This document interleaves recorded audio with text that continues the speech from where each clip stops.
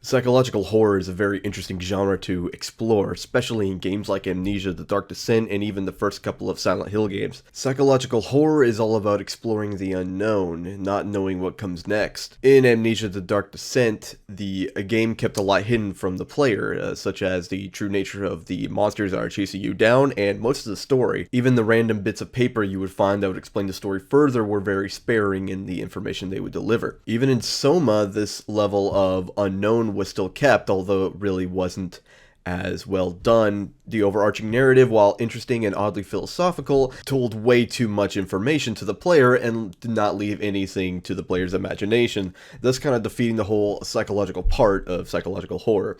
Unfortunately, Amnesia Rebirth seems destined to follow the same path. Any mystique that the game builds up is then explained away by the random documents and audio logs that you can find lying around all over the place, and there are an absolute ton of them. I'm not saying that's making the game any worse, but it is significantly less scary when you know what's trying to hunt you down. And it already is kind of obvious what's hunting you down. All the collectors look like Wendigos to anyone who's ever watched Descent. Even though the character designs themselves are very frightening, we've seen this before so many times. Familiarity is the enemy of psychological horror, after all. The French fort is really the best part of the psychological horror aspect of the game when you're looking around for an access to a radio while some unknown creature is stalking about you. Really reminded me of the original game, The Dark Descent, and kind of actually brought some memories of Penumbra onto me. Unfortunately, after this segment, everything kind of becomes a routine, learn the routine of the patrolling guards type thing, or press control to hide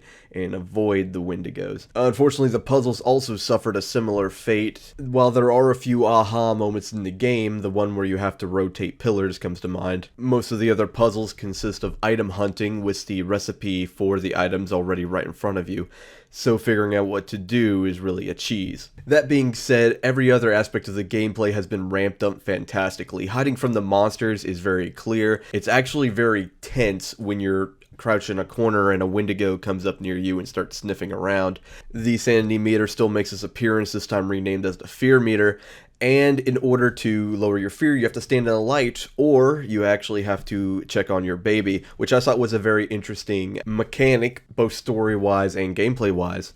Gameplay-wise, it gave you a way to lower your fear easily, even in a dark location, and story-wise, it actually gave us a reason to like Amari, Tassi's unborn child. Speaking of the story, I thought it was absolutely fantastic, although there were a couple of sticking points.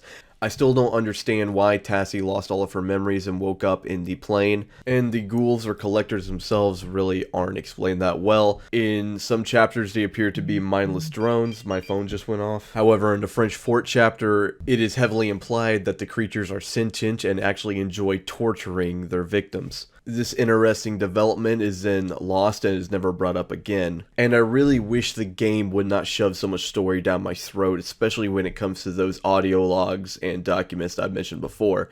There are so many of them, they are scattered everywhere, and there's so much flavor text. I have nothing against flavor text, but when it's all vanilla, I kinda get bored of it. Those are my only real gripes with the game though. It is still a fantastic game, although I would say it's the weakest of all frictional games so far. It is still miles ahead of most horror games being released lately. The ending comes to a fantastic climax, and I felt that most of the endings were actually appropriate. I'd still pick up Amnesia Rebirth. Due to the fact it kinda shoves everything at you, I don't think there's a whole lot of replayability to it. But for that first playthrough, it's definitely worth it. And going back over it again, you might have a couple of aha moments as you realize the significance of different events. That being said, Frictional's games release can be shown as a line graph going down.